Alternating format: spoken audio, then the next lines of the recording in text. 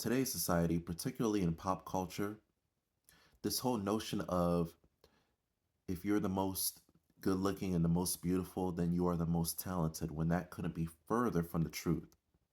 Because I know that there are A-list artists out here who are eights, nines, and tens in the face and body.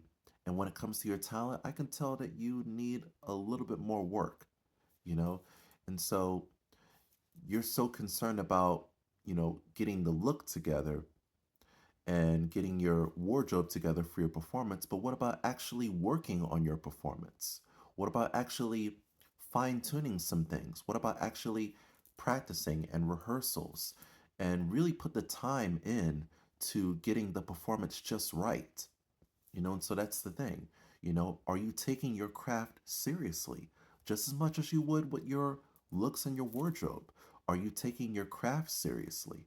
That's the question you know and so this whole thing of if you're 8, 9, and 10 in the face that you're the most talented, I don't buy it.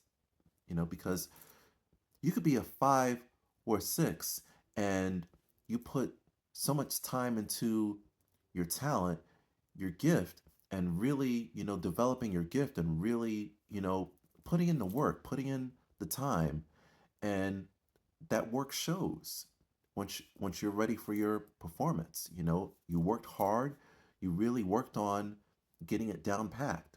And so that's the thing. And even when it comes to those of us who are fives and sixes, you know today's society has got it completely twisted of if you're a five and a six, then you're not the most talented.